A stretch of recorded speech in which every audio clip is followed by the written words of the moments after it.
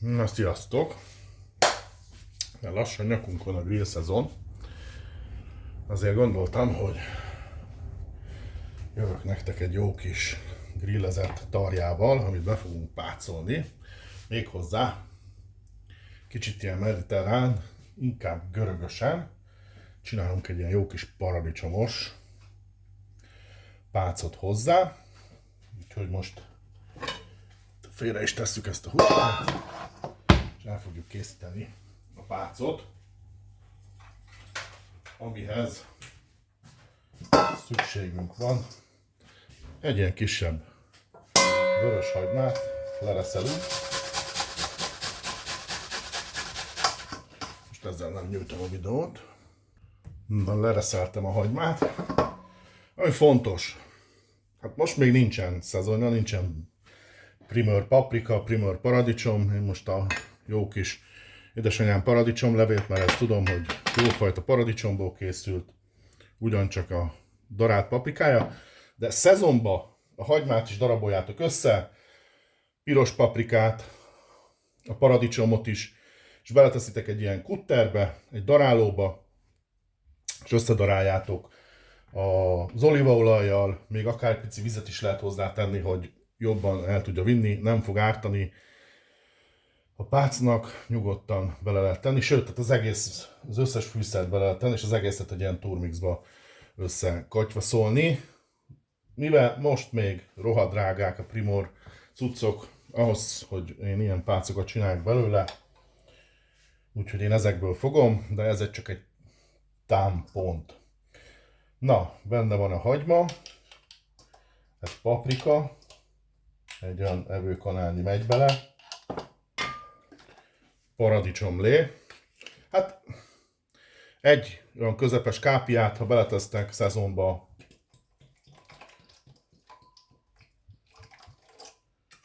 ez egy 2-3 paradicsom, jöhet bele egy evőkanálnyi oliva, pár csepp fehér vagy vörös borecát. Ezek a savak nagyon jól megvarják a húst, és ezért lesz jó omlós.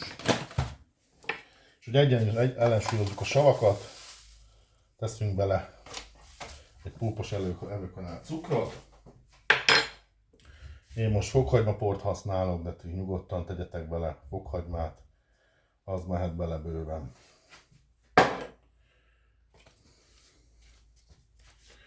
Fahéj. Amit még el akartam mondani.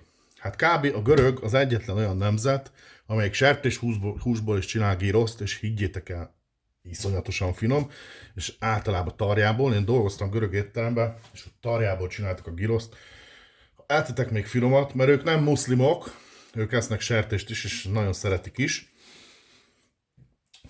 Eszméletlen jó. Nagyon sajnálom, hogy itt nem terjedt el. Annyira, hát csak ez a csirke, meg hát a borjukról ne is beszéljünk, mert ez a szar, mindenféle darált húsok vannak, borjúnak és horror áron adják. Na mindegy. Egy mókáskanálnyi fahéjat. De ezt már mondtam nektek, az összes girosz, arab fűsz, mindegyikben van fahéj amúgy. Nem kell ettől elretteni. A giroszt faljátok, úgyhogy ezt is falni fogjátok. Római kömény. Abból is egy ilyen teáskanálnyi. Bors.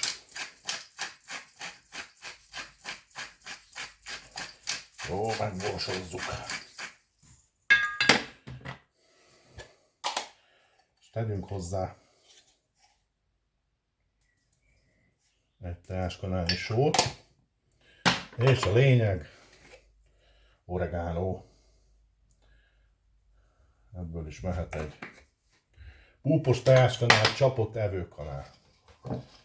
Ezt az egészet jól összekeverjük. Hát én ezt a maradék paradicsomlevet hozzáteszem még. Így.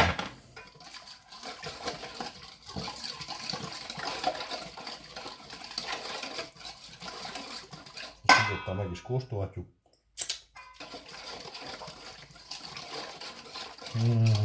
Isteni.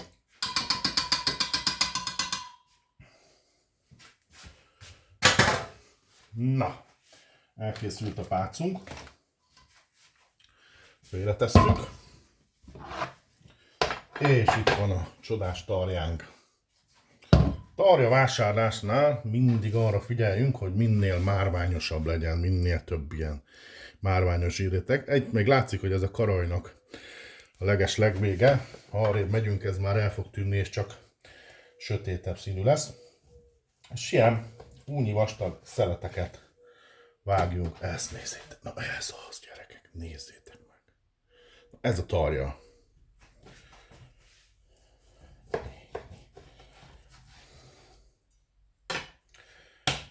Jó, ezzel most nem töltöm az időt. Ami fontos, hogy pár helyen az oldalát vagdossuk be. Ilyenkor nem kell kloffolni. Ez a savas közeg, ez meg fogja marni a húst annyira, hogy semmi problémátok nem lesz vele. Sokkal szaftosabb is, hogyha ilyen vastag szeletben van, és ne kloffoljátok. Még itt is lehet egy ilyen vágást csinálni. És annyi lesz, megmártjátok a pálca mindkét oldalt, de majd mindjárt mutatom ezt is, csak most előkészítem. Na de még előtt, nézzétek, ez volt a vége már. Hát ez... Hogy nem lehet ezt szeretni? Na, amit el akartam még gyorsan mondani, hogy van, aki levágdossa róla itt körbe ezeket a zsírrétegeket. Szerintem fölösleges. A zsírokban vannak a legjobb ízek. Vétek szerintem levagdosni a zsíros részeket róla. Ezek olyan faszán kisülnek, és ebből lesz az igazán jó íz. Még a jó sztékeknél is ez a márványosság. Azért vannak ezek a speciális marhák, amik sztéknek jók, mert azoknak ilyen márványos a marhának is a húsa. Na, ennyit akartam még. Ne vagdossátok le, csak az oldalát kell bevagdosni. Na, és ahogy mondtam, hoppá, majdnem elfelejtettem. Mivel a pácba nem tettünk túl sok sót, ezért egy kicsit sózzuk meg a húst előtte. Így. És akkor így. Belemártjuk, leöblítjük, és beletesszük egy ilyen zárható tálba. Szépen egymás mögé rétegezzük. És ha marad a végén pác, azt ráöntjük. Ó, gyönyörű. Na. Hát, ilyen lenne az én mediterrán tarjám. Hát ezt legalább fél napig, de egy napig hűtőben. Ha pácoljátok, utána olyan omlós lesz, hogy 2 perc alatt meg fog sülni. Akár még nyersen is megehetnétek, ha tilos lenne a sertést nyersen enni. Úgyhogy aztán mehet fel a grillre, és majd jövök egy jó kis körettel is, mivel már új burgonya szezon elindult, csinálok mellé úgy szintén dörögös, citromos új burgonyát. És persze jönnek majd a képek a végén, hogy milyen lett megsülve. Na, ha tetszett, próbáljátok ki, grillezzetek a nyáron jó sokat. Egyetek, főzzetek, kóstoljatok minél többet. Sziasztok!